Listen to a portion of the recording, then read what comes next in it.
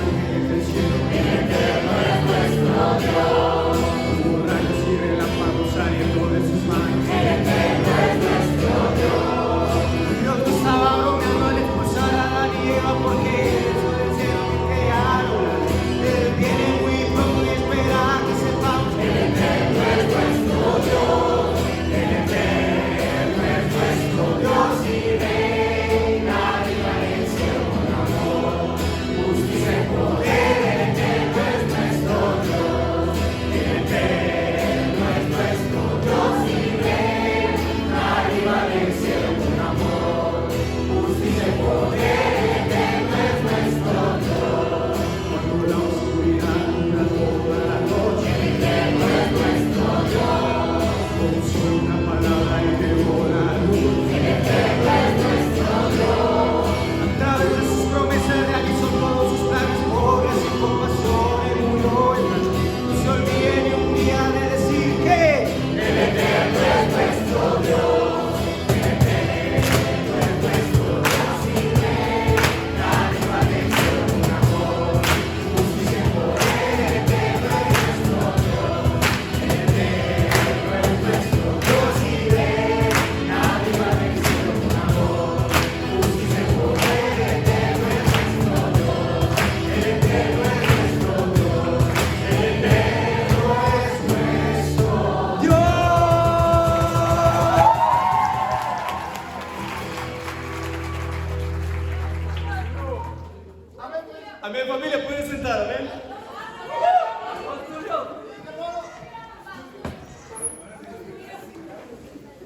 ¡Vamos, Julio!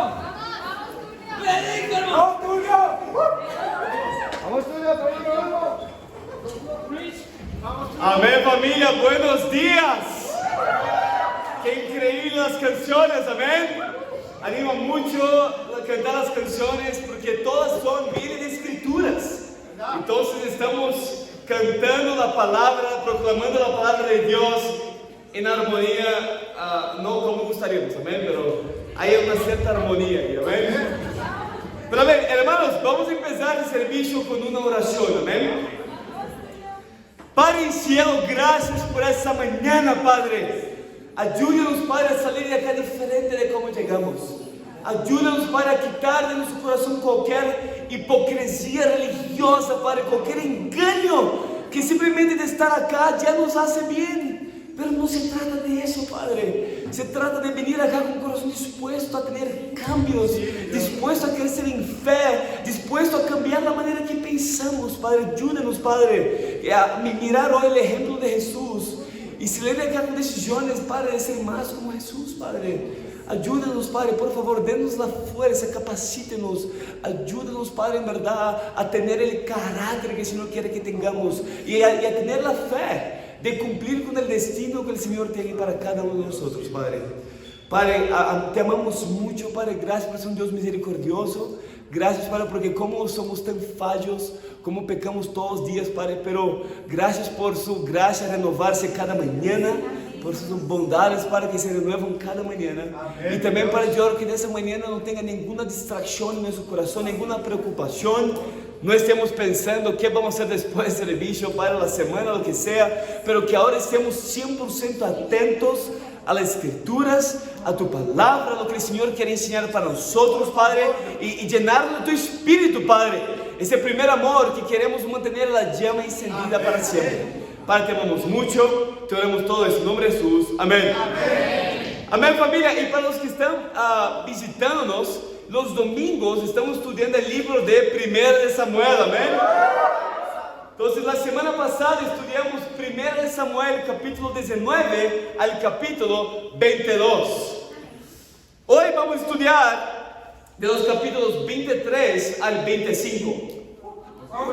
Entonces, y no sé si recuerdan el título de la clase de la semana pasada.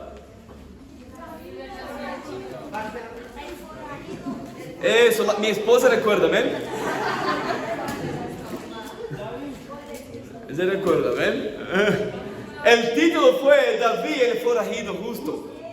Y leyendo los capítulos que vamos a estudiar hoy, un título un poco parecido, Pero el título de clase de hoy es David, el forajido noble.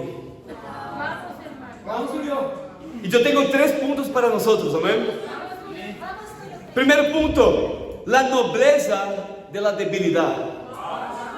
Vamos para 1 de Samuel capítulo 23.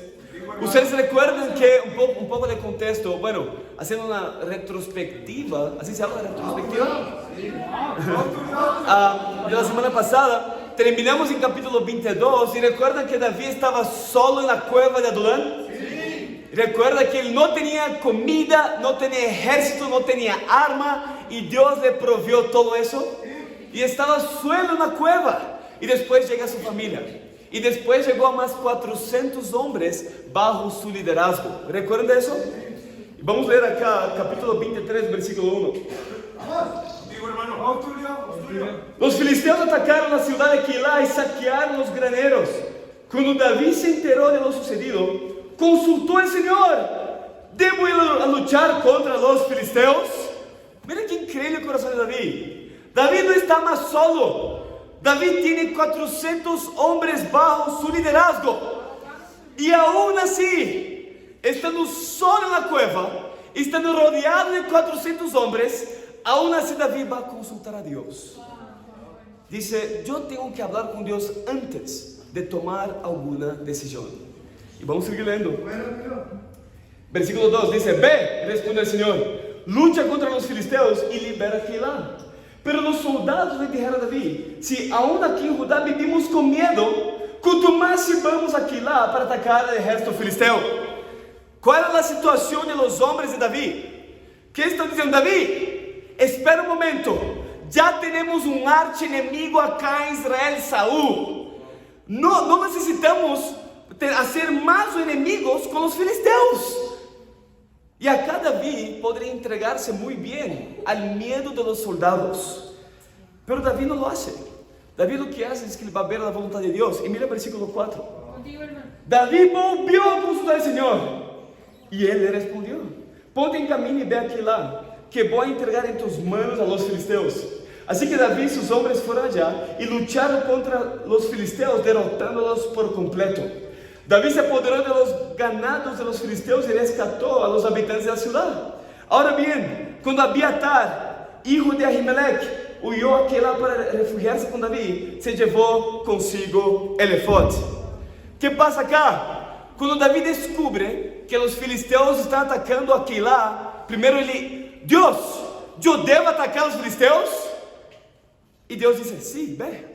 Y los soldados: pero David, no puedo. Mira, ya no estamos seguros en Israel con Saúl. ¿Tú quieres ser más enemigos con los filisteos?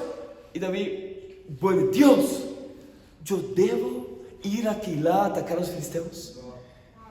Y Dios le dice que sí. Es muy interesante. Una vez que David descubrió que esa era la voluntad de Dios, no había ejército, no iba a haber ningún nombre, no iba a haber ningún evento que iba a impedirlo de hacer la voluntad de Dios. Cuando tú descubres lo que Dios quiere para su vida, ¿algo te impides de poner en práctica? Cuando realmente tú estudias la Biblia y tú ves claramente Dios mostrando para ti lo que quieres para ti, ¿algo te impide? ¿O eres como David? Nada va a estar delante suyo. ¿Sabe? Mujeres y hombres que caminan con Dios son poderosos. Y es muy interesante que en el versículo 6 hay un detalle muy importante. La Biblia habla de Abiatar. ¿Quién era Abiatar? Hijo del sumo sacerdote acá, Ahimelech. ¿Quién es Ahimelech? Era uno de los sacerdotes de 1 Samuel 22. Recuerdan que David llegó a Nob, no tenía alimento, y simplemente el sacerdote alimenta a David. Y cuando Saúl se enteró de que David estaba en Nob, David fue con su ejército hasta Nob y dijo para los sacerdotes: mira, yo sé que ustedes esconden a David. Y ellos hablaron: no estamos escondiendo a David, solo le dimos un poco de pan. Y Saúl dice: ¿sabes qué? Yo voy a matar a todos ustedes. Y habla con sus soldados a matar a los sacerdotes. Pero los soldados temían a Dios y dice Saúl: mira, seguimos a ti, pero mira, hasta un punto, porque temimos a Dios y no queremos hacer daño a los sacerdotes. Pero viene un edomita llamado Doeg y dijo: ok, si ellos no hacen, yo hago. Y simplemente le mata a 85 sacerdotes. y después mató mujeres, niños recién nacidos y hombres.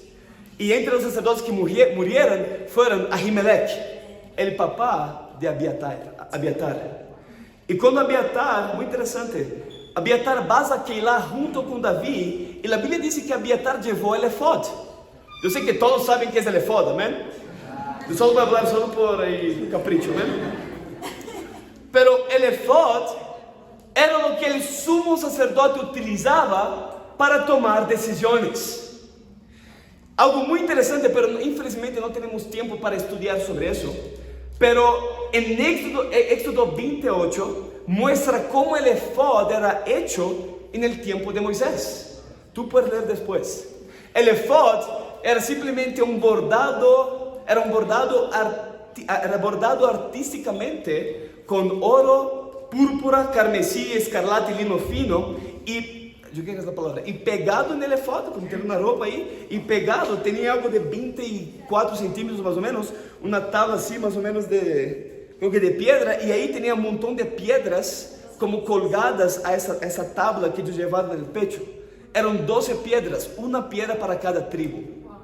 Y entre esas 12 piedras tenían 2 piedras que estaban separadas en el efod, una acá y otra acá.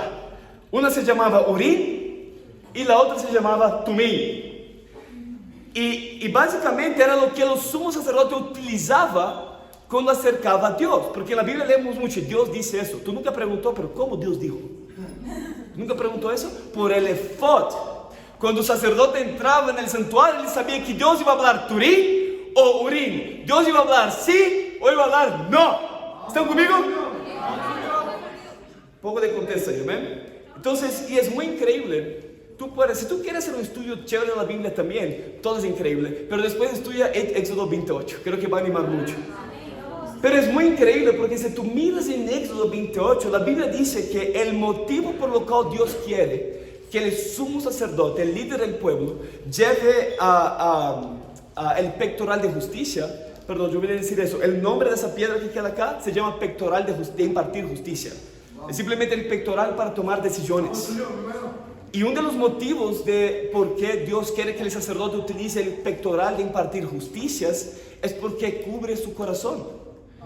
Y todas las decisiones que el sacerdote debe tomar por el pueblo de Dios debe venir no de su corazón, pero de un corazón cubierto de justicia. Un corazón puro para Dios. ¿Eso es increíble? Entonces, David, cuando algo pasaba, él consultaba a Dios. Dios, ¿será que yo debo hacer eso? En oración. Y ahora llevó la palabra de Dios a Abiatar con el efod, para no solo hablar con Dios, para que escuche las soluciones de Dios. ¿Qué debo hacer? Muchos solo oran, hablan de sus problemas, pero no escuchan las soluciones estudiando la Biblia. A cada día vas a consultar a Dios con la oración y la palabra de Dios. Y vamos a volver para 1 Samuel. Bueno, ya estamos en 1 Samuel, versículo 7. Mira la diferencia entre David y Saúl. Versículo 7. Cuando le contara a Saúl que David había ido a Keilah, exclamó: Dios me lo ha entregado. David se ha metido en una ciudad con puertas y cerrojos y no tiene escapatoria. Mira la diferencia entre David y Saúl. David, antes de tomar una decisión, consultaba a Dios en oración y por medio de su palabra. Saúl simplemente asumía que Dios estaba con él. ¡Qué increíble! Dios me lo ha entregado, David. Dios está conmigo. Por eso que puso a David en una ciudad con puertas y cerrojos, para que él no tenga por dónde escapar y yo pueda matarlo. Saúl hacía todo en el nombre de Dios, pero Dios no estaba con él. Él simplemente asumía: Dios está conmigo. Claro que Dios está conmigo en mi vida. Yo ya oré algunas veces. Yo asumo que Dios ha permitido eso en mi vida. Y tú tienes una vida con el corazón de Saúl. Tú asumes, pero no consultas las escrituras, no pides consejo y tampoco oras a Dios. Ese era un corazón de Saúl. Y por eso es que a veces cuando asumimos que Dios está con nosotros, nos metimos en un montón de problemas y no sabemos por qué. Versículo 8. ¿Está conmigo? Entonces convocó a todo su ejército para ir a combatir a David y a sus hombres y sitiar la ciudad de Keilah. David se enteró de que Saúl tramaba su destrucción. Por tanto, le ordenó a Abiatar que le llevara el efod. Luego David oró: oh Señor Dios de Israel, yo tu siervo sé muy bien que por mi culpa Saúl se propone venir a Keilah para destruirla. ¿Me entregarán los habitantes de esa ciudad en manos de Saúl? ¿Es verdad que Saúl vendrá, según me han dicho? Yo te ruego, Señor Dios de Israel, que me lo hagas saber. Sí, vendrá, le respondió el Señor por medio del efod. Versículo 12. David volvió a preguntarle: ¿nos entregarán los habitantes de Keilah a mí y a mis hombres en manos de Saúl? Y el Señor le contestó: sí, lo entregarán. Entonces David y sus hombres, que eran como 600, se fueron de Keilah y anduvieron de un lugar a otro. Cuando le contaron a Saúl que David se había ido de Keilah, decidió suspender la campaña. Acá es increíble, David lleva a Abiatar con el efod y ora a Dios: Dios, es verdad, Saúl quiere eso, ¿qué va a pasar? Y Dios contesta las oraciones de David. Y recuerda que antes David estaba solo en la cueva de Adulán y después vino 400 hombres. Acá dice que ahora hay 600. Los hombres de Israel están lentamente uniéndose a David, porque es también el contraste de liderazgo entre Saúl y de David. Y es muy interesante porque, como yo hablé, Saúl hacía todo en el nombre de Dios, pero Dios no estaba con él. Yo no sé cuántas veces yo estudié la Biblia con personas que hablaban, tenía tanto Dios en sus bocas, decir: Dios quiere eso para mí, yo quiero que Dios. Y toda vez que hablaba, venía escrituras contradiciendo lo que está diciendo, pero es como, tú estás asumiendo tantas cosas. Y el Dios, en verdad, tienes un nombre, en verdad. Eres tu propio nombre. El Dios que todo lo que quieres no es el Dios, es lo que tú quieres hacer. Es lo que tú tienes planeado hacer. Es tus prioridades, son tus sueños, son tus deseos egoístas. Para de decir que eres Dios. Saúl hacía lo mismo por el deseo que tenía de matar a David. Él dijo: wow, Dios me lo entregó. Pero no era Dios, era propio Saúl. Yo quiero matar a David y voy a decir que Dios está conmigo. Mira el versículo 14. David se estableció en los refugios del desierto, en los áridos cerros de Zif. Día tras día Saúl lo buscaba, pero Dios no lo entregó en sus manos. Estando David en Ores, en el desierto de Zif, se enteró de que Saúl había salido en su busca con la intención de matarlo. Jonatán, hijo de Saúl, fue a ver a David en Ores y lo animó a seguir confiando en Dios. Mira qué increíble. Tú tienes relaciones así, como de David y Jonathan. Alguien que se acerca a ti, no solo para decir palabras bonitas y de ánimo y hacer un tapita ahí en la espalda.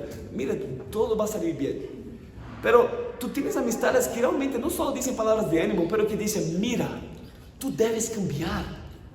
Tú debes tomar decisiones. Tú debes encontrar fuerzas en Dios. ¿Tienes relaciones así? ¿Sabe? No sé si tú puedo percibir en esa escritura, pero una de las cosas que me asombra en ese momento de la vida de David es que, aunque David tiene un ejército que estás creciendo cada vez más con él, David aún siente tu propia debilidad. ¿Tú puedes ver eso? Y no solo siente la propia debilidad, sino que también se entrega a su debilidad. Y yo no tengo duda que fue por eso que Dios envió a Jonatán para hablar con David. Tú debes encontrar fuerzas en Dios. Y sin embargo, en ese sentido de debilidad es algo que hizo David extremadamente noble. Hay un hombre en el Nuevo Testamento que es un héroe en la fe para nosotros y que refleja ese mismo concepto de la nobleza, de la debilidad. Y vamos a 2 Corintios capítulo 12. Y ya volvemos para la semana, amén. Yo solo quiero animar a ti, que el Espíritu quiere persuadir a ti a entender que esto no es un principio del Antiguo Testamento y del Nuevo, es un principio para nosotros, amén. Mira en 2 Corintios capítulo 12. 2 Corintios 12, ¿llegaron? Vamos a utilizar nuestras espadas, amén. 2 Corintios 12, versículo 7. Acá es Pablo. Dice: para evitar que me volviera presumido por esas sublimes revelaciones. Mira que interessante, para evitar que me volviera presumido, porque quando somos presumidos, nos creemos tão fuertes, nos creemos tão capazes, nos sentimos assim, ¿no? E Paulo dice, para evitar que me volviera presumido por essas revelações. Mira o que ele dice: una espina me foi clavada en el cuerpo, es decir, un mensajero de Satanás para que me atormentara. 3 veces le rogué al Señor que me la quitara, pero Él me dijo, te basta con mi gracia, pues mi poder se perfecciona en la debilidad. Por lo tanto, gustosamente haré más bien alarde de mis debilidades, para que permanezca sobre mí el poder de Cristo. Por eso me regocijo en debilidades, insultos, privaciones, persecuciones y dificultades que sufro por Cristo. Porque cuando soy débil, entonces soy fuerte. Acá vemos las mismas líneas de desafío que David tenía. En las debilidades, insultos, en privaciones, en persecuciones, en dificultades. Esa era la vida de David, esa fue la vida de Pablo, esa es su vida. Pablo sentía que Dios le había dado una espina en la carne, una debilidad, al punto que Pablo rogó, Dios, por favor, me quita eso. Y Dios dijo, no.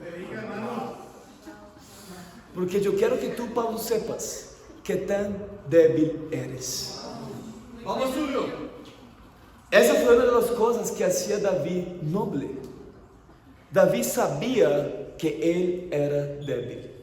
Y cuando yo pregunto para las personas de David, muchos hablan David y Goliat y que David era increíble. Y la mayoría de las personas que me hablan por qué David era increíble no es lo que piensan. Lo que hizo David increíble es que David tenía profundas convicciones de su debilidad.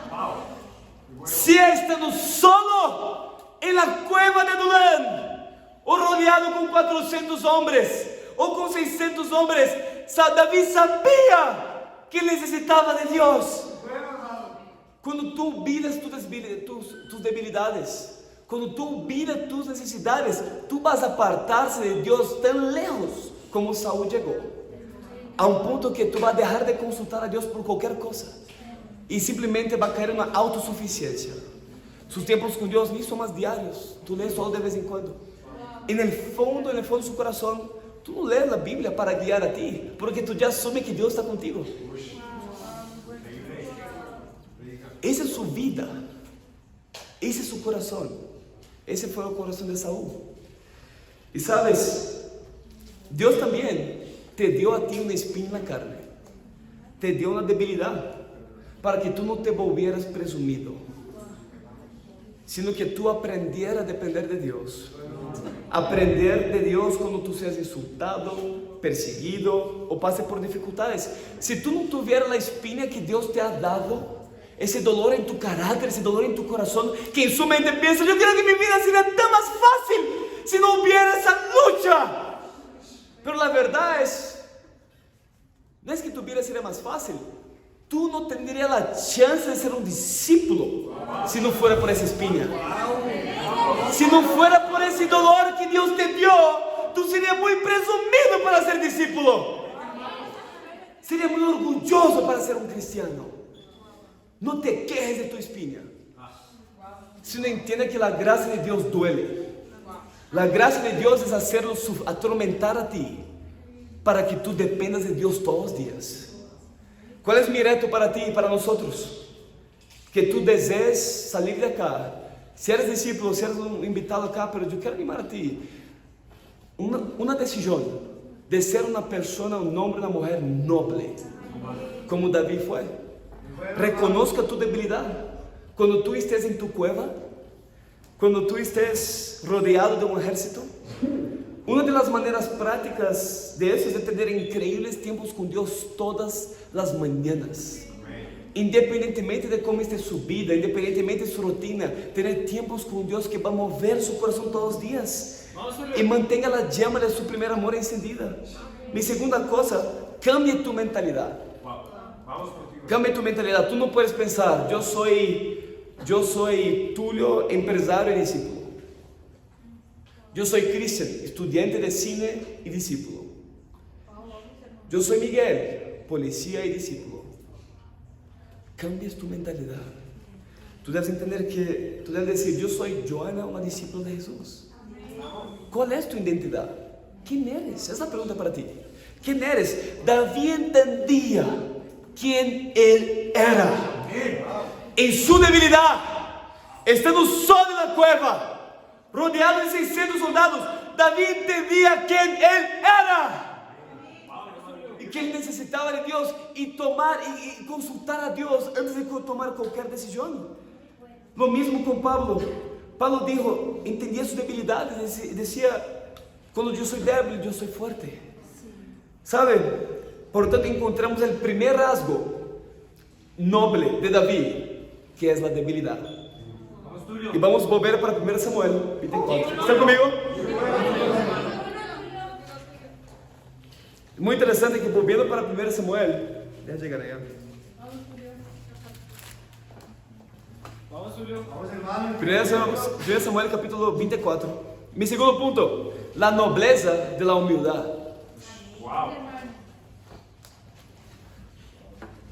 Un poco de contexto, volviendo para 1 Samuel, Saúl sigue persiguiendo a David y Saúl está acompañado de los soldados más entrenados de Israel. Y bien, están persiguiendo a David y llega al desierto de Zif, creo que se dice así, Zif. Y llegando ahí, los hombres de Zif dicen, Saúl, nosotros en verdad vamos a buscar a David por ti y si lo encontramos vamos a entregar a ti. Y justo cuando David estaba por un costado del monte, Saúl estaba por un costado del monte, David y sus soldados estaban en el otro costado del monte. Y justo cuando Saúl iba a capturar a David, vino un mensajero y dice, Saúl, pare todo lo que está haciendo. Los filisteos están atacando a Israel. Entonces Saúl deja de perseguir a David en ese momento y vuelve para rescatar a los israelitas. Y vamos a leer acá versículo 1. 1 Samuel capítulo 24 versículo 1. Cuando Saúl regresó de perseguir a los filisteos, le informaron que David estaba en el desierto de Engadi. El Engadi es donde está el mar muerto. No sé si tú sabes, pero hay tanta sal en el mar muerto que no hay nada vivo dentro. Mar muerto. Solo para dejar claro algunas cosas, amén. Poner los puntos en las islas, amén. Si tú no sabes nadar, el mar muerto es un buen lugar para ir, amén. Yo iba a llamar a Cristian para ir al mar muerto. Allá es el único lugar donde Cristo no se ahoga, amén. Pero imagina eso. Alrededor del mar muerto es una tierra blanqueada. No hay nada vivo.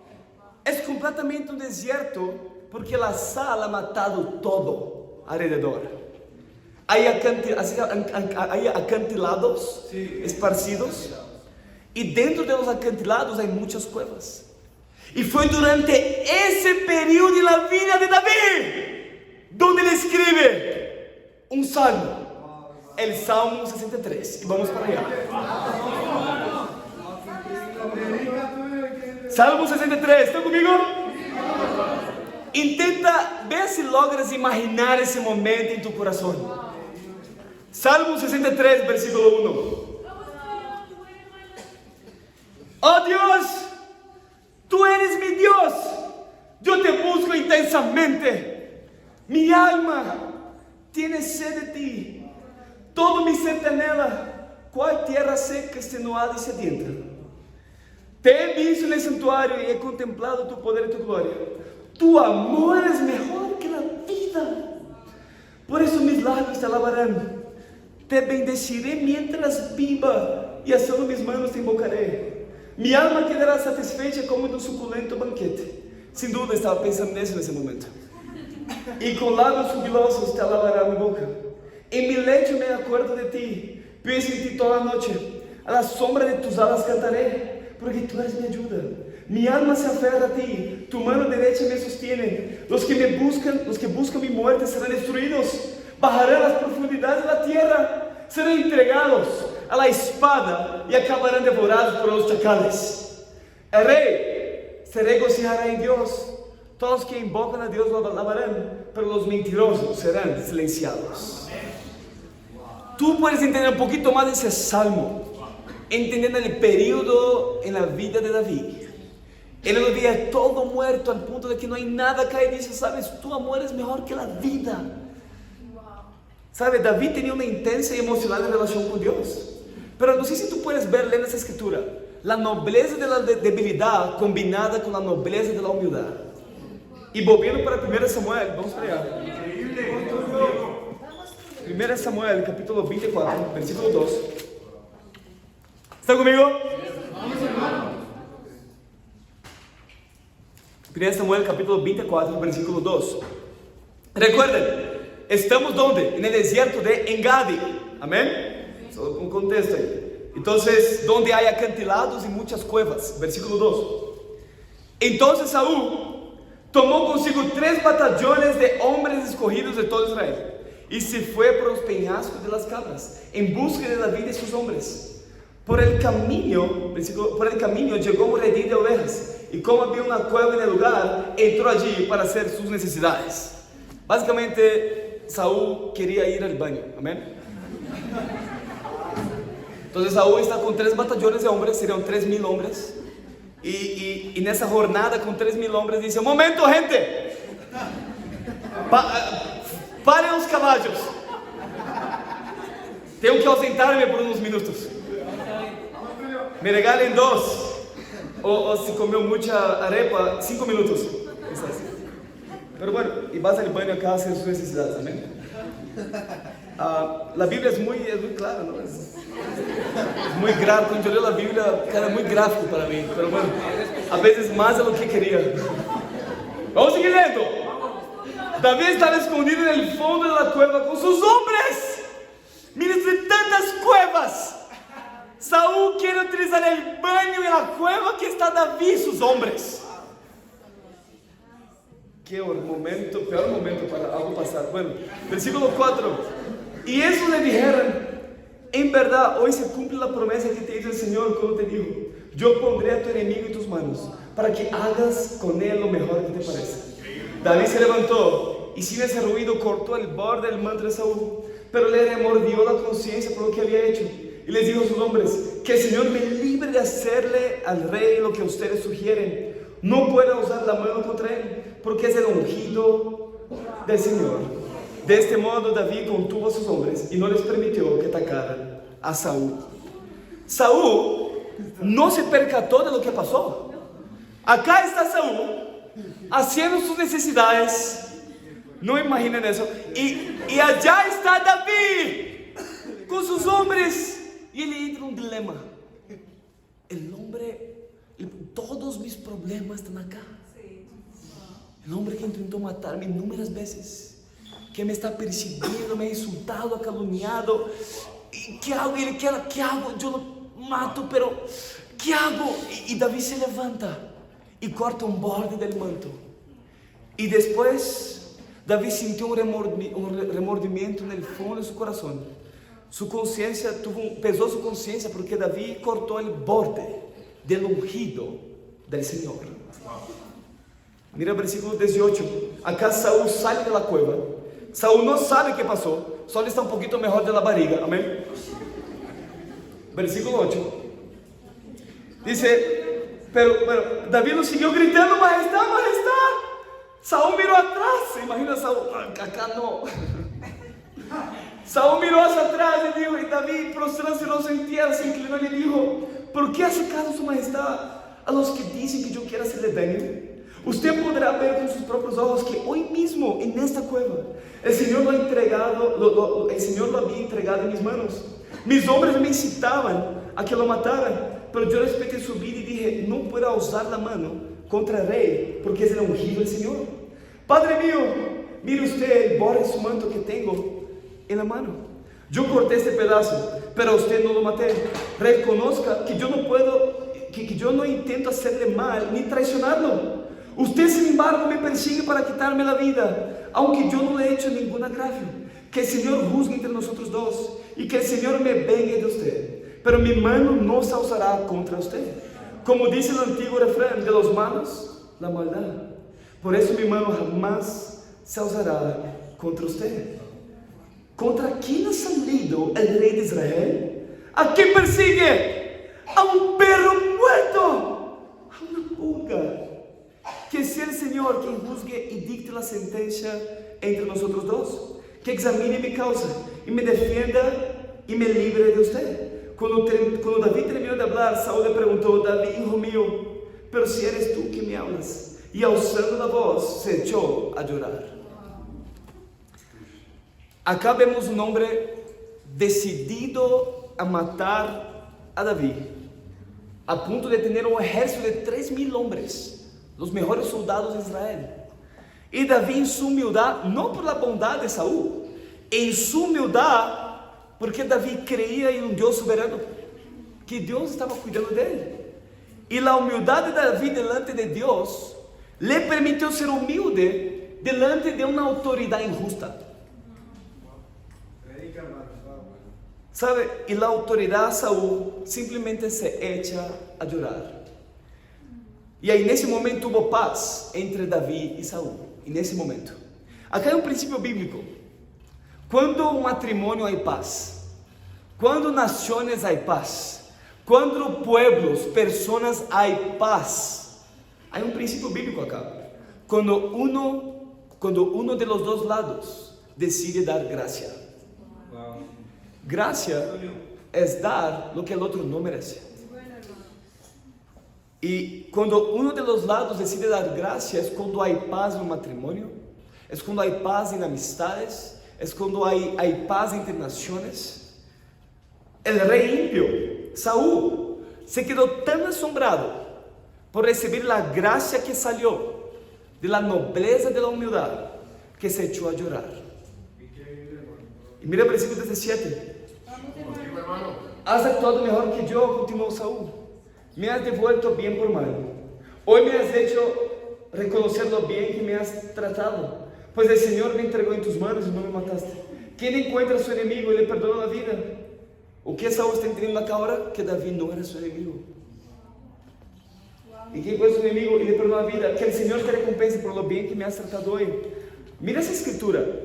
Ahora caigo en cuenta de que tú serás el rey y de que consolidarás el reino de Israel. Eso es increíble. Acá vemos un hombre que estaba siendo perseguido, completamente solo en una cueva, y que consideraba a él mismo como un perro muerto, una pulga. Y sí, ahora David tiene 600 hombres, pero 600 hombres no es mucho comparado con el ejército de Israel. Y en su humildad, David humilla a sí mismo ante una autoridad injusta y dura.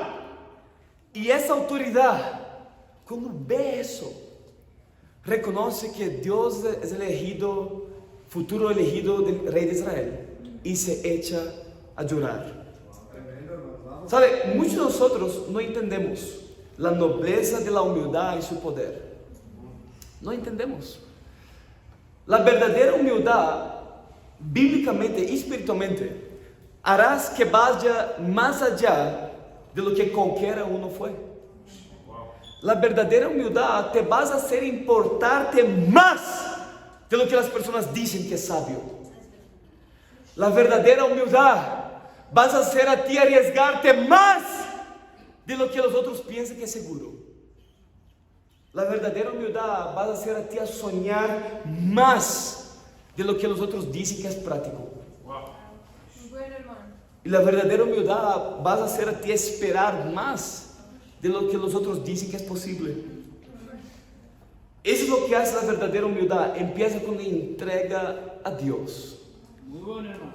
Tú eres humilde, en verdad. Tú eres una persona que da gracia a las personas. ¿Cómo ves a ti mismo? Cuando te invito a estudiar la Biblia, estudia la palabra de Dios. Imagina que fue escrita a precio de sangre. ¿Tú se cree como que tú mereces? Que tú mereces leer la sangre que fue derramada en la cruz, aprender de Jesús, y seguir a Jesús. ¿Tú crees que mereces ser un discípulo? ¿Sabes? cómo ves a ti mismo va a definir su corazón, su carácter, su destino, como hombre y como mujer.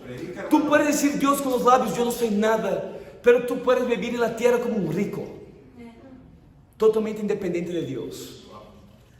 Recuerda, David amaba más a Dios que su propia vida. ¿Recuerda que leemos en Salmo? David estaba totalmente entregue a la voluntad de Dios. Y cuando tú decides estar entregue a la voluntad de Dios, realmente ahí, solamente ahí, cuidado, porque es cuando Dios va a utilizar a ti poderosamente. Cuando yo pienso en ese ejemplo, me viene mucho el ejemplo de esa querida hermana Hannah, ¿ven? ¿Estás acá? Después del Devo, Hannah fue al Devo ahí, y después ella iba para nuestra casa para hacer una curación en el pie de Baita. Y fuimos caminando en Transmilenio, y Hannah fue contando un poquito, básicamente de su rutina. Y que tiene que salir de casa básicamente a las 4 de la mañana para trabajar. Y por trabajar en el hospital, tiene una rutina un poquito limitada, y tiene horario muy limitado. Y yo estaba hablando con Baís, y Baís me comentaba que eso impedía mucho a Hannah de buscar el reino de Dios al inicio. Y hasta que llegó un punto y momento en la vida de Hannah, donde tuvo que decidir priorizar su relación con Dios, y solo así ella iba a priorizar el reino. ¿Sabe?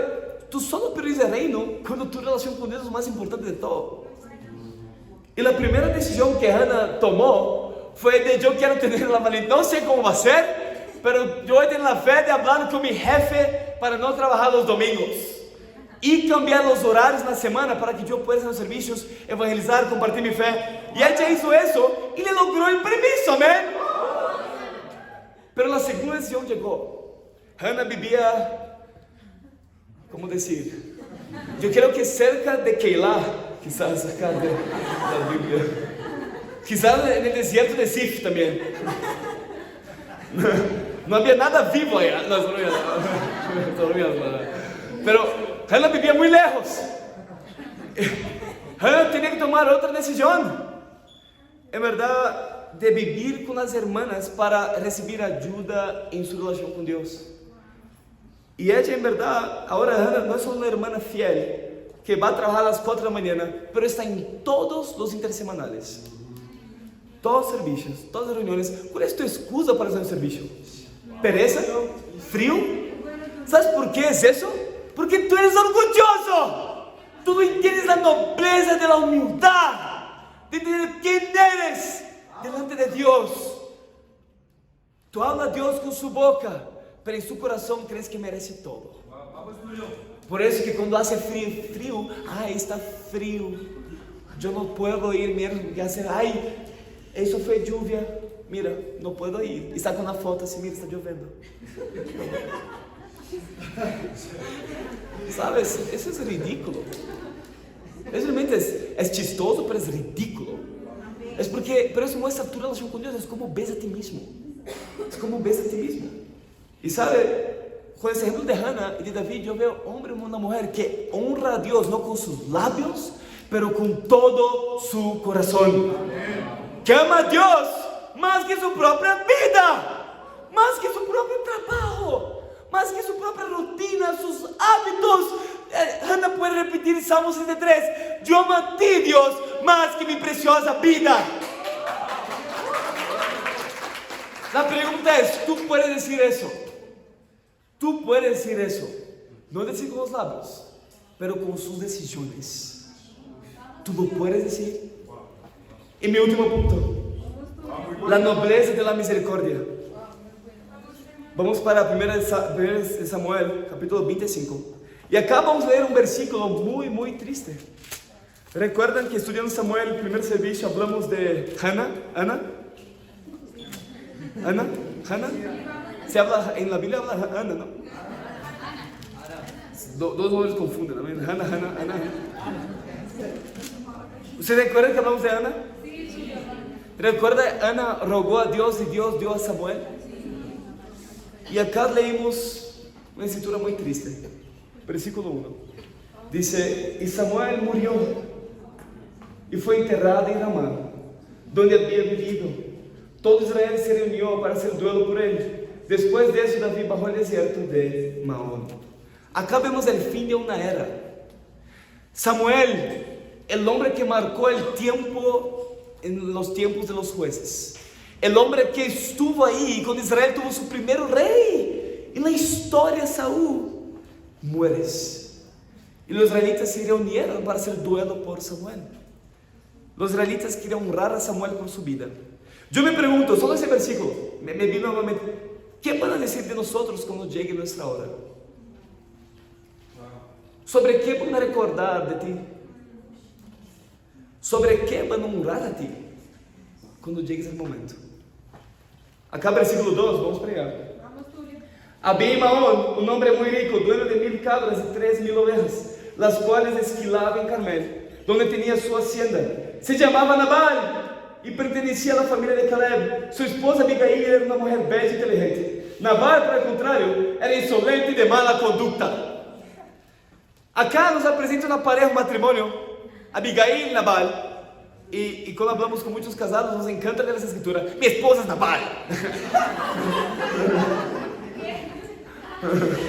Eso ya pasa mucho, me encanta esa escritura. Pero acá nos presenta Nabal y Abigail. Nabal literalmente significa necio. Imagina ser llamado de necio. Es necio, venga acá. Claro que los comentaristas dicen que recibió ese apodo por su conducta, por sus acciones. Abigail literalmente significa aquella que da alegría. Y ellos estaban casados. Versículo 4, vamos a ver qué pasó. Vamos, hermanos. Estando David en el desierto, se enteró de que Nabal estaba esquilando sus ovejas. Un detalle, el tiempo de Israel en esquilar ovejas es un tiempo increíble. Es donde, una expresión que estás acá, es donde las cosas están buenas en el barrio, ¿entiendes? Como donde el comercio va muy bien, donde todos están muy felices. Porque esquilar ovejas es el tiempo de comercio donde cambiaban mucho dinero. Entonces era un tiempo muy chévere, amén. El barrio acá estaba muy feliz por ese momento. Versículo 5 dice: envió entonces 10 de sus hombres con este encargo: vaya a Carmel para llevar a Nabal un saludo de mi parte. Dígale que tenga salud y paz tú y tu familia y todo lo que te pertenece. Acabo de escuchar que estás esquilando tus ovejas. Como has de saber, cuando tus pastores estuvieron con nosotros, jamás los molestamos. En todo el tiempo que se quedaron en Carmel, nunca se les quitó nada. Pregúntales a tus criados y ellos mismos te lo confirmarán. Por tanto, te agradeceré que recibas bien a mis hombres, pues este día hay que celebrarlo. Dales por favor a tus siervos y a tu hijo David lo que tengas a la mano. Versículo 9. Cuando los hombres de David llegaron, le dieron a Nabal este mensaje de parte de David y se quedaron esperando. Pero Nabal les contestó: ¿quién es ese tal David? ¿Quién es el hijo de Isaí? Hoy en día son muchos los esclavos que se escapan de sus amos. ¿Por qué he de compartir mi pan y mi agua y la carne que he reservado para mis esclavos con gente que ni siquiera sé de dónde vienes? Esa no fue realmente la respuesta que David esperaba de Nabal. Amén. Para entender un poco el contexto, David, ¿ustedes recuerdan capítulos antes que cuando David estaba en la tierra de extranjeros y llega el profeta de Gal y dice: mira, no quedas más en la tierra de extranjeros, pero vuelve a Judá? ¿Recuerdan eso algunos? Volvió a Judá y en ese tiempo David cuidaba y protegía a todos los israelitas de Judá. Por eso que había hombres de Judá uniéndose a David en ese tiempo. Entonces, por lo tanto, David había protegido a Nabal y sus ovejas. Y todo lo que David estaba pidiendo era un poco de comida y agua para sus soldados en ese tiempo de esquilar, que es un tiempo muy bueno. Y mira acá versículo 12. Los hombres de David se dieron la vuelta y se pusieron en camino. Cuando llegaron a él, le comunicaron todo lo que Nabal había dicho. Entonces David les ordenó: síganse todas las espadas, y todos, incluso él, se las ciñeron. Acamparon a David unos 400 hombres, mientras que otros 200 se quedaron cuidando del bagaje. Uno de los criados avisó a Abigail, la esposa de Nabal: David envió desde el desierto unos mensajeros para saludar a nuestro amo, pero él los trató mal. Esos hombres se portaron muy bien con nosotros. En todo el tiempo que anduvimos con ellos en el campo, jamás nos molestaron ni nos quitaron nada. Día y noche los protegían mientras cuidábamos los rebaños cerca de ellos. Piense usted bien lo que debe hacer, pues la ruina está por caer sobre nuestro amo y sobre toda su familia. Tiene tan mal genio que ni hablar se puede con él. Mira qué increíble escritura. La Biblia dice que si tú eres necio, tienes tan mal genio que nadie puede hablar contigo. Ese es un Nabal.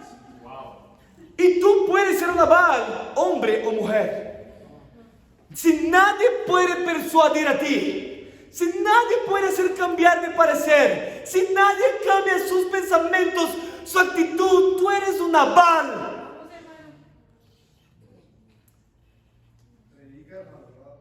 Y acá vemos que Nabal, cuando recibe el mensaje de David, él se enoja, dijo, ¿quién es David? ¿Por qué yo tengo que dar mi comida para ese soldado? Yo ni sé quién es. Nabal se enoja. Y cuando los mensajeros llegan a David y le contestan lo que Nabal, cuál fue su reacción, David se enoja. ¿Sabe lo que hace cuando las personas se enojen? Cuando tú te enojas. Es verdad. Cuando tú enojas a otros, amén. Entonces no lo hagas, amén. No sea Nabal.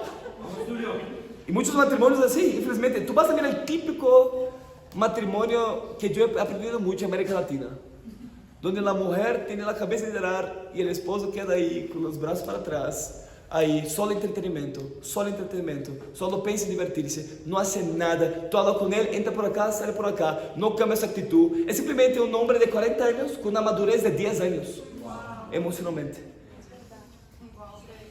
Y la historia no cambia, cara, es lo mismo. Tú vas a mirar que Abigail tenía la espiritualidad acá.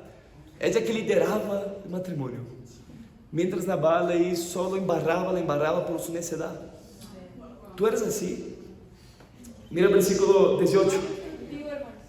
Mira acá ahora Abigail. Sin perder tiempo, Abigail reunió 200 panes, 2 odres de vino, 5 ovejas asadas, 35 litros de trigo tostado, 100 tortas de uvas pasas y 200 tortas de higos. Después de cargarlo todo sobre unos asnos, les dijo a los criados, adelántense, que yo los sigo. Pero Nabal, su esposo, no le dijo nada de esto. Montaron un asno. Abigail bajaba por la ladera del monte cuando vio que David y sus hombres venían en dirección opuesta, de manera que se encontraron. David recién había comentado, de balde estuvo protegiendo en el desierto las propiedades de ese tipo, para que no perdiera nada. Ahora resulta que me paga más por el bien que le hice. Que Dios me castigue sin piedad si antes del amanecer no acabo con todos sus hombres. David estaba muy enojado acá, versículo 23.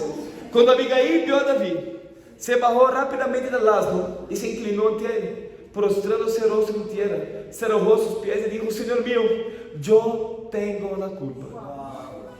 Deje que esa sierva suya le hable. Le ruego que me escuche. No haga usted caso de ese grosero de Nabal, pues le hace honor a su nombre, que significa necio. La necedad lo acompaña por todas partes. Hay discípulos que viven así. La necedad le acompaña por todas partes. Lidiar con él es solo resolver problemas. No hay ningún momento de victoria. Sin lidiar problemas. ¿Tú no te percibes por qué tú te sientes con problema tras problema? Eres tu necedad. ¿Nunca llegó a esa conclusión? Yo por mi parte no vi a los mensajeros que usted, mi Señor, envió. Mira eso. Abigail se acerca, muy similar con el corazón de David en el capítulo anterior. No sé si ustedes recuerdan, hace unos minutos.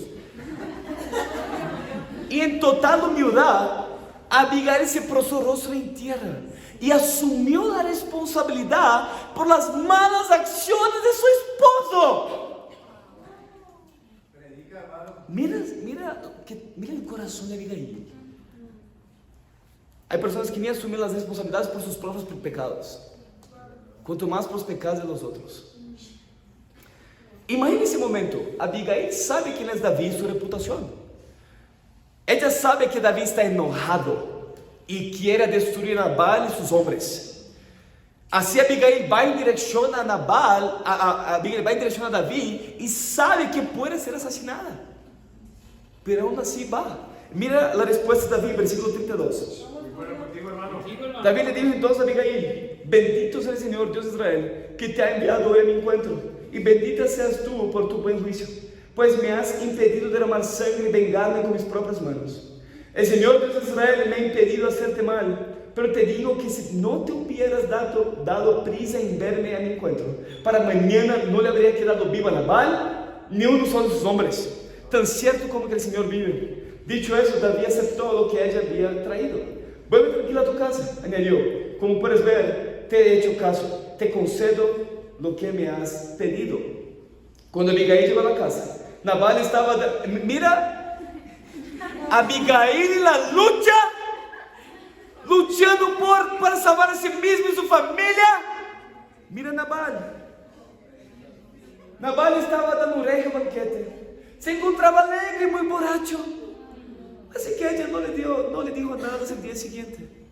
Por la mañana, cuando Nabal ya se le había pasado borrachera, su esposa le contó lo sucedido. Al oírlo, Nabal sufrió un ataque al corazón y quedó paralizado. Unos 10 días después, el Señor hirió a Nabal y así murió. Mientras Abigail estaba luchando para ver paz, Nabal estaba muy ocupado siendo borracho. Y sabes, algo muy interesante es que Dios lidia con las personas que hacen daño a los discípulos. Dios lidia. Y algo que debe entender: ¿por qué hay persecución? ¿Por qué personas persiguen a ti? ¿Por qué personas insultan a ti? Por su propia necedad. Es de ahí que viene. ¿Y cuál es la consecuencia de ser necios? Destrucción. Tú puedes ser hoy un discípulo, pero eres una bala. Nadie cambia su mente. Las escrituras no mueven su corazón. Nadie te hace pensar diferente. Tú simplemente ya tienes una idea preconcebida, establecida de ti mismo, de tu vida, cómo las cosas deben ser, y nada va a cambiar eso. Pero yo puedo escuchar a ti. Yo puedo pedir consejo para ti, pero solo escuchar. Pero yo no voy a tomar ninguna decisión. Eso es ser un Nabal. Y cuando tú vives como un Nabal, la destrucción va a venir. ¿Sabe? La lección para nosotros: nunca busque vengarse. No guardes rencor. De la misma manera, porque David estaba frustrado por todo el bien que yo he hecho a Nabal. Yo le he protegido, yo le he cuidado, él me trata así. No guardes rencor de las personas que tú estudias en la Biblia. No guardes rencor de que tú das el corazón, tú haces todo y simplemente desaparecen. Y no es ni un nivel de moral de cristianos, es mucho más abajo. Ni para decir nada, simplemente desaparece. Es un nivel, ni un animal quizás, ¿entiendes? Como llega a un nivel de moral muy abajo. Pero no guardes rencor, porque algunos discípulos quitan el corazón del evangelismo. Pero yo he hecho, mira todo el bien que yo he hecho para esa persona. Yo he dado mi corazón, yo le he protegido, lo he cuidado, yo he hecho todo eso bien. Y esa persona no vio nada de eso. No guarde rencor. Dios ve. Eso es lo que importa. Dios ve. Y Dios disciplina. La disciplina de Dios siempre viene. Y ahí, para terminar con el último versículo, algo increíble ocurre. Versículo 39. Cuando David se enteró de que Nabal había muerto, exclamó: bendito sea el Señor que me ha hecho justicia por la afrenta que recibí de Nabal. El Señor libró de ese siervo suyo a hacer mal, pero hizo recaer sobre Nabal su propia maldad. Entonces David envió un mensaje a Abigail proponiéndole matrimonio. Yo creo que es un gran avance de Nabal para David, amén. Eso sí es un avance increíble, imagina. Pero al fin del día, hermanos, tantas cosas separaban ellos. Pero lo que yo quiero hablar es lo que separaba a David y Nabal era la misericordia. Todos nos enojamos con injusticias, pero David decidió dar misericordia. ¿Sabe? Cuando tú recibes cuando tú recibes realmente misericordia, tú das misericordia. David entendió la misericordia de Dios. Y cuando él entendió lo que Dios había hecho, que Dios había disciplinado, pero que Dios dio lo que no mereció, libró él de vengarse con sus propias manos a Nabal, David extendió su misericordia hacia Abigail, proponiéndola en matrimonio. ¿Sabe qué tan misericordioso eres con tus hermanos? Cuando alguien pega contra ti, tú eres una persona que guarda rencor fácilmente. O en verdad tú no dices, tú estás con la sonrisa y tú abrazas así, pero en su corazón tú estás totalmente amargado. Y el hermano venga acá a dar un abrazo. Y su corazón en verdad estás en guerra con ese hermano. Que tan misericordioso eres con tu familia, con tus amigos. ¿Sabe? Porque algo para entender, la cantidad de misericordia que das, acá es muy importante hablar de eso, porque ha habido hermanos muy sensibles. Sinceramente, hablando abiertamente acá, ha habido acá hermanos muy sensibles, que pasa una cosita, ay, me habló, me miró así, me miró, y en vez de decir para lidiar con su corazón, queda amargado por 1, 2, 3, 4 semanas y no habla nada. Tú eres una Baal. Lidias con tu corazón. La cantidad de misericordia que das a las personas, ¿por qué van a ir a ti? A la iglesia me hirió, claro, tú estás en un lugar lleno de pecadores. ¿Qué espera? Es como, ay, yo quedé enfermo, yo solo vivo en el hospital, pero no sé por qué yo me contraí, yo estoy con gripa. Tú estás en un lugar lleno de pecadores, personas van a pecar contra ti. La iglesia no es perfecta. ¿Por qué no es perfecta? Porque tú estás acá, porque yo estoy acá. La iglesia no es perfecta. ¿Qué necesita de médico? No somos sanos. Es como tú llegar al hospital. Yo odio el hospital, ¿por qué? Ay, no sé por qué hay personas enfermas allá. Tú hablas lo mismo con la iglesia. Ay, yo no sé si voy a la iglesia porque hay pecadores allá. Hay personas que hieren, hay personas fallas, personas que hieren sus sentimientos. Pero ¿qué necesita de médicos? Son los enfermos, no los sanos. La única diferencia como discípulos es que queremos ser sanos por Jesús. Queremos arrepentirnos de nuestros pecados. Entienda eso, para de ser sensible que ay, no voy más a la iglesia, ay, no voy a hacer más eso porque, ay, me habló así ese hermano, ay, yo no sé por qué la iglesia, y generaliza. Es muy chistoso, pasa algo con un hermano, generaliza, ay, yo creo que los hermanos son así, ellos así. Pasó con un hermano, generaliza, y yo pregunto, ¿qué tú hizo para ayudar? No, yo guardé rencor, yo no hice nada. ¿Entiendes? Tú estás acá para sumar, para edificar, para causar divisiones. Como yo hablé, la cantidad de misericordia que das no debe ser proporcional a que tan simpáticos son las personas. Nabal no era simpático, Saúl no era simpático, amén, estamos de acuerdo con eso. Pero la cantidad de misericordia que das es proporcional a la misericordia que tú recibes de Dios. Tú no eres misericordioso porque tú no recibes misericordia de Dios. Tú das lo que tienes. Por eso que David fue un forajido noble. En conclusión, hermanos, la nobleza por las debilidades. David reconocía sus debilidades. David no asumía que Dios estaba con él. Dios está conmigo, Dios es eso. David consultaba a Dios, sea solo en una cueva o rodeado por un ejército. David consultaba a Dios en oración y en las escrituras. Y así el amor de David que tenía por Dios era más precioso, era más grande que el amor que le tenía por su propia vida. Segundo, había una nobleza en su humildad. Aunque fue injustamente perseguido, insultado, David decidió dar gracia a Saúl, porque confiaba que Dios es soberano y estaba por encima de toda situación. Por último, hubo una nobleza de misericordia. No porque las personas alrededor eran misericordiosos, miramos que no eran, ¿no? Sino porque su Dios era misericordioso. Por eso que daba misericordia. Y cuando das misericordia, Dios te trae una Abigail. Dios te va a traer alegría en su vida. ¿Sabe? En conclusión, hermanos, yo espero que en esa mañana tú y yo podamos salir de acá con decisiones que van a transformar nuestra relación con Dios. No salga de acá sin saber qué va a hacer. No salga acá sin, si tú estás visitando, no salga sin estudiar la Biblia. La Biblia hay tantas pepitas de oro, hay tantas cosas profundas que Dios quiere hablar para ti, pero está esperando un corazón humilde, un corazón noble, que escuche y pongas en práctica. Porque hoy aprendimos la historia de nuestro héroe David, el forajido noble. Y para Dios sea la gloria. Amén.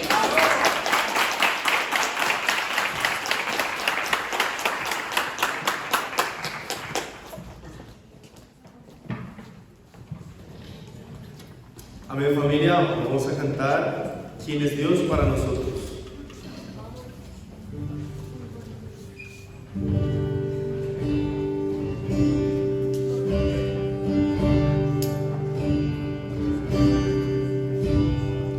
¿Quién es Dios para nosotros hoy? ¿Quién es como nuestro Salvador? Me ayuda a luchar, me muestra dónde debo siempre andar, por eso alabo al Señor. Me ayuda a luchar, me muestra dónde debo siempre andar, por eso alabo. ¿Quién es Dios para nosotros hoy? ¿Quién es como nuestro Salvador? Mi fuerza y protección, Él es la torre de liberación, si hoy confiamos en su amor. Mi fuerza y protección, Él es la torre de liberación, si hoy confiamos.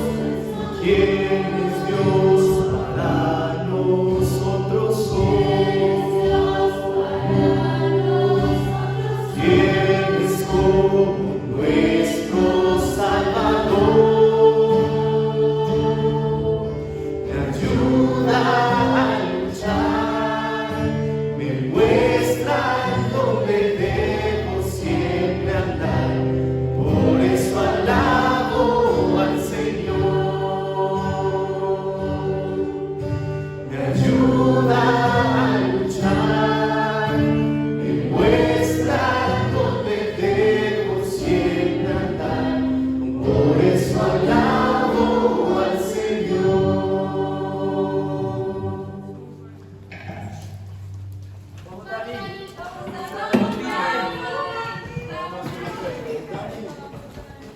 Bueno, buenos días, hermanos. Llegó la hora de la ofrenda. Mi nombre es Andrés Felipe. Vamos a presentar de la Santa Cena y voy a presentar las convicciones de mi hermana Daniela. Para eso me pidió leer la siguiente escritura que está en 1 Corintios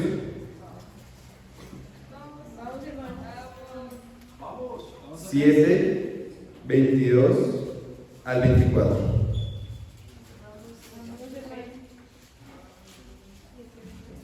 Amén, dice así: porque el que era esclavo cuando el Señor lo llamó es un liberto del Señor. Del mismo modo, el que era libre cuando fue llamado es un esclavo de Cristo. Ustedes fueron comprados por un precio. No se vuelvan esclavos de nadie. Hermanos, cada uno permanezca ante Dios en la condición en que estaba cuando Dios lo llamó. Buenas tardes, buenos días, familia. Para mí es un honor estar aquí compartiendo mis convicciones acerca de la cruz. Y pues, para empezar, pues soy Daniela. Para los que no me conocen, llevo más o menos 4 meses como discípula. Bueno, mañana cumplo 4 meses. Y pues bueno, antes quisiera empezar pues comentándoles cómo era mi vida antes de pues no conocer la cruz. Pues no sabía nada de la cruz, la verdad. Entonces pues bueno, antes era una persona demasiado egoísta, egocéntrica, todo se basaba en mí, ¿no?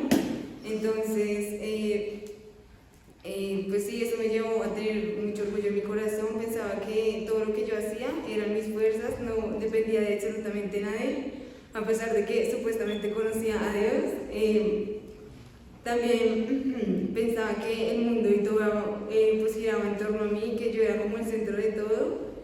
Y pues esto también llegó a que me sintiera como autosuficiente con todas las cosas, y también llegó a guardar mucho rencor y mucho odio en mi corazón porque era demasiado insegura, ¿no? Entonces también llegaba a ser un poco solitaria, a ser un poco como reservada, ¿no? Era muy callada, entonces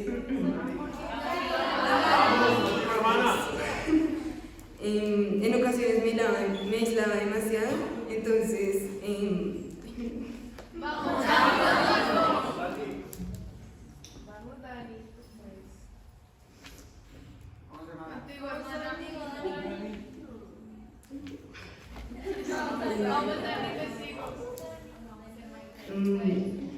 bueno, entonces esto me llevó, pues era muy extraño, ¿no? Porque pues antes pensaba, tenía como dos extremos, ¿no? Era supuestamente muy segura de mí misma porque pues todo lo quería lograr con mis esfuerzos, con todo lo que yo pensaba que estaba bien, y pues al mismo tiempo era muy insegura, ¿no? Entonces no confiaba en mí misma, siempre pensaba que todo lo que tenía se había dado porque sí, y no sabía que pues yo también estaba cuidando desde ese momento. Y bueno, eso también llegó a que, pues no sé, la relación con las demás personas se viera afectada, porque pues lo que les venía diciendo pues era alguien muy callada, alguien muy reservada, pues no hablaba. Me hacían, no sé, pues me decían cosas y siempre me lo guardaba en mi corazón, y pues no hablaba nunca con nadie de esto. Y también llegó a tener como una desconfianza con mis papás, entonces no confiaba en ellos también.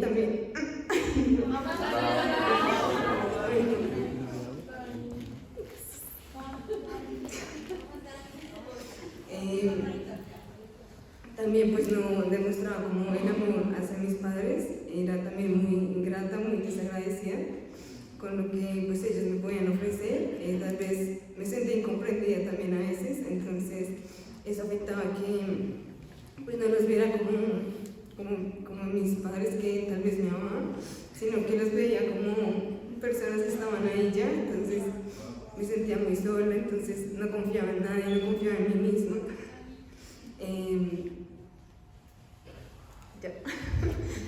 Esto también se manifestaba como en mi parte académica, pues cuando yo estaba en el colegio, pues mi ídolo era el estudio, siempre se basaba en sacar buenas notas de lo que yo misma podía lograr, y pues eso dedicaba la mayor parte de mi tiempo, lo veía como que en eso estaba mi identidad, en el éxito de lo que venía pues la parte académica, ¿no? Pues para mí siempre tenía como el pensamiento de que si sacaba una buena nota o que si tal vez las demás personas me veían como alguien inteligente, entonces pues tenía todo, ¿no? Y para mí también era como demasiado fuerte cuando las cosas no salían así, ¿no? Como que tal vez pasaba algo y pues eso también dependía de mi estabilidad emocional porque dependía de lo que pasara con eso. También, bueno, cuando ya salí del colegio llegó lo más difícil porque pues quería entrar obviamente a la universidad. Y pues en ese tiempo, pues me recuerdo que presenté el primer examen y pues no pasé. Y pues para mí fue en serio demasiado duro porque, pues según yo, no toda mi vida me había esforzado por eso y me dio demasiado duro. Entonces ahí fue como un choque demasiado fuerte, luego me presenté la segunda vez, tampoco pasé. Y yo ya entraba como en un desespero terrible porque yo decía, no, yo qué voy a hacer con mi vida, ya aquí acabó todo. Entonces, para mí había sido muy fuerte esto también. Y también, pues mi hermana pasó en ese tiempo a la universidad y yo decía, no, ella va a estar solita, ella qué va a hacer con su vida. Porque pues era como una etapa en la que nos habíamos separado porque pues siempre habíamos permanecido juntas. Y pues para mí era muy fuerte también el hecho de que pues yo no entraba, ¿no? Entonces yo era como muy desesperada, muy apresurada porque yo decía, no, yo tengo que estudiar algo porque es que si yo no estudio, o sea, el tiempo me voy a quedar, yo quería con mi vida y pues me inscribía a muchas universidades, incluso fuera de Bogotá, y pasaba, ¿no? O sea, era como el desespero de lo que yo quería hacer, de lo que yo misma podía lograr con mis fuerzas. Y pues pasaba a otras universidades fuera de Bogotá, pero pues era ilógico que yo me fuera de Bogotá, ¿no? Entonces como que yo decía, no, pues allá pasé, pues bueno, pero obviamente no me iba a ir de Bogotá. Entonces era re loco porque pues obviamente no iba a hacer nada por allá, ¿no? Y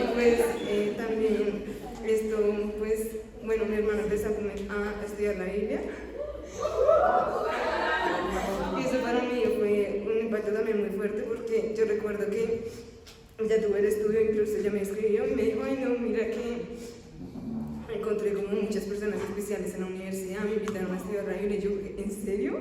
O sea, en la Universidad Nacional. Yo creo que clase de Biblia sí era, porque pues para mí era muy extraño, ¿no? Y recuerdo que ese día ella llegó como muy alegre, muy espontánea, ¿no? Siendo una persona distinta. Y recuerdo que al día siguiente ella se puso a leer la Biblia y yo, ¡qué milagro! Hace 1000 años no cogí una Biblia, bueno, pues yo tampoco. Pero pues que ya la cogieron, pues para mí fue como un impacto muy grande, porque yo dije, o sea, pues fue como algo en serio, ¿no? Como que en serio sí hubo un cambio. Y yo, o sea, a mí me animó mucho ver como el corazón de ella, porque pues ella se tomó muy en serio eso. Yo la veía que se levantaba temprano, como que intentaba orar, leía la Biblia y yo, ay, no, sí, pues es muy chévere. Y ya empecé a ir también a los devocionales. Y pues claro, empecé yo también a ir al primer devocional. Y pues, no, para mí fue muy increíble, pero también fue un choque muy fuerte por el hecho de que pues yo era una persona muy callada, no hablaba con nadie, entonces como el hecho de que todos los hermanos se me acercaban, como las hermanas hablarme, yo era como, no, porque, o sea, no era algo en mí. Y pues eso también me llevó como a ver como el amor que las demás personas sentían y cómo se preocupaban por ayudarme a crecer en una relación con Dios. Y pues bueno, empecé a estudiar la Biblia y pues obviamente todo cambió. Y a los pasos que iba estudiando la Biblia y como iba profundizando en las escrituras me di cuenta de ese verdadero significado de la cruz, ¿no? Porque pues antes se suponía que supuestamente tenía una relación con Dios, pero era algo más emocional, ¿no? Lo buscaba cuando sentía que todo iba mal o pensaba que necesitaba un favorcito, como que, ay Dios, ayúdame en esto. Entonces me acercaba a Dios para pedirle eso, entonces era como... Y yo decía, no, Dios, yo quiero cambiar, pero ayúdame, ¿no? Y yo oraba como muy emocionalmente. Y yo le decía a Dios, no, en serio, yo quiero cambiar, pero eso duraba un día y el día siguiente ya no había nada. Y yo decía, no, en serio, yo quiero cambiar, ¿no? Entonces decía eso, pero pues igual yo escucho mi oración y pues claro, fui creciendo como en esa relación con Él y fue muy diferente porque pues obviamente ya no se trataba de mí, sino se trataba de Él, ¿no? Ya el centro no era yo, sino pues era Él, ¿no? Lo que Él mismo opinaba de mí, ¿no? Porque ya no era el concepto que tenía yo de mí misma. Y pues bueno, empecé a estudiar la Biblia y fue increíble. Y luego, pues tiempo después, yo me había inscrito para la tercera vez a la universidad y en esa vez pasé.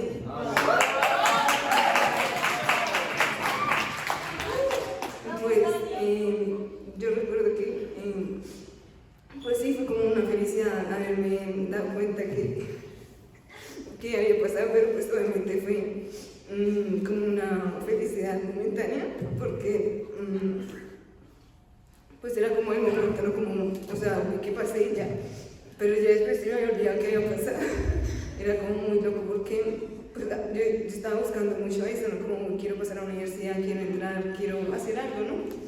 Pero a pesar de eso, eso no me había llenado nada, ¿no? Lo único que llenó mi corazón fue conocerlo a Él.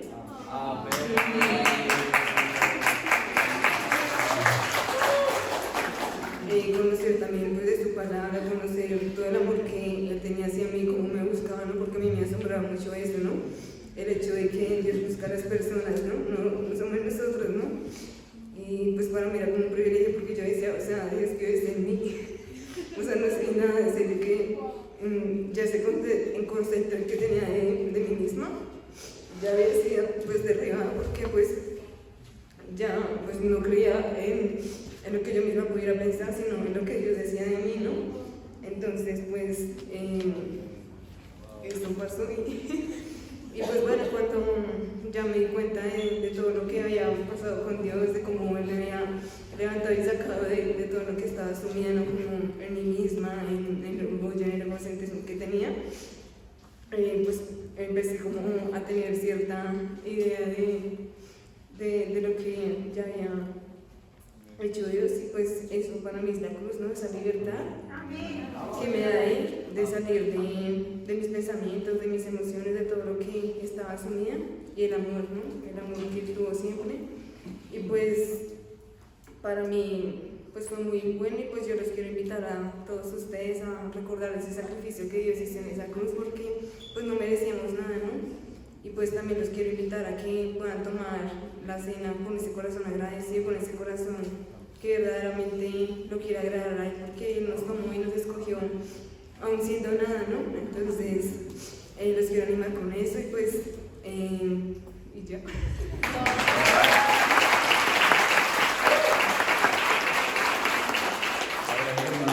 Por compartir tus increíbles convicciones, y familia, acompáñame a hacer una oración. Padre Santo, Señor Jesús, nos presentamos delante de ti en esta mañana. Dios mío, queriendo ver esa cruz, Padre Santo, como esa cruz que cambia vidas, que cambia sentimientos, que cambia personalidades, pensamientos, Señor Jesucristo. Esa cruz que transforma y renueva, Señor Jesucristo, las vidas, Padre Santo.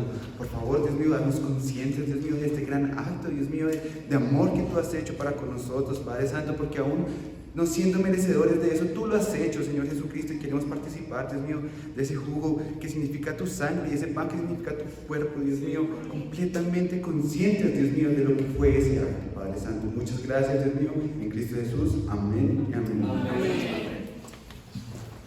Amén. Familia, vamos a cantar una canción meditativa, Por causa de su amor.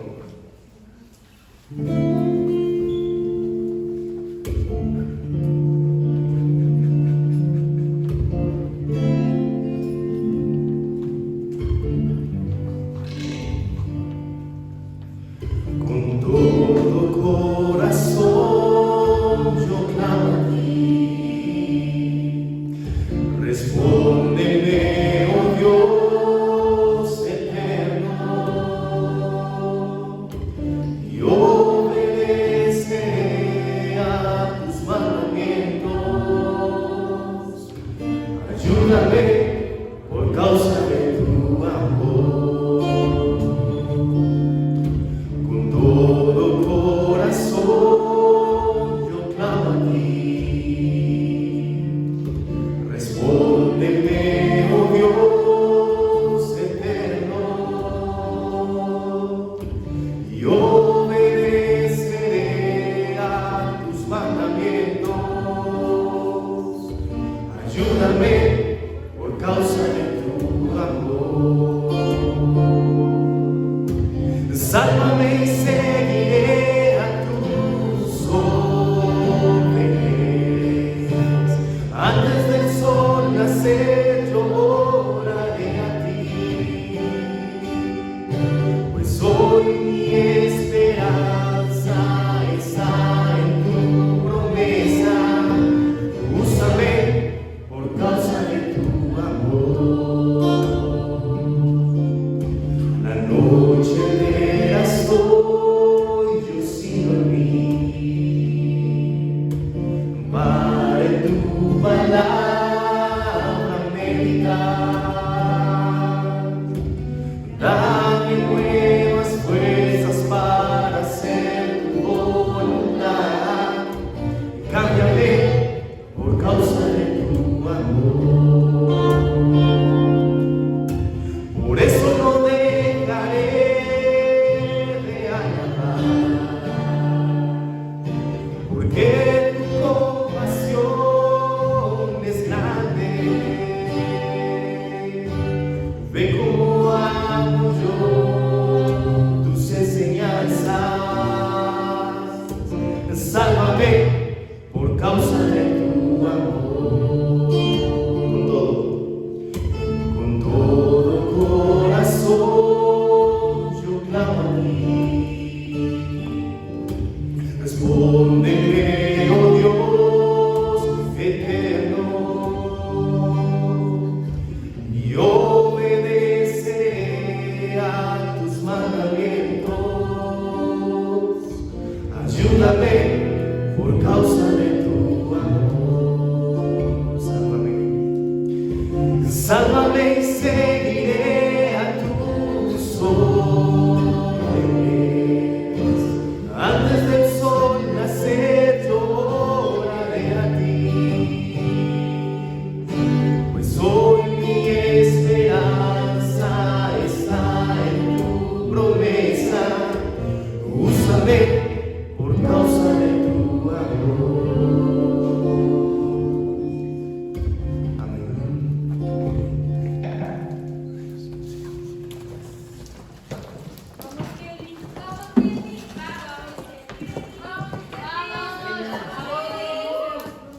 Familia, buenos días. Ha llegado el increíble momento de las ofrendas. Mi nombre es David, mucho gusto. Ella es mi hermana Kelly. Ella va a compartir sus convicciones acerca de las ofrendas. Para eso ella me ha pedido que leamos una escritura y me acompañan por favor a 2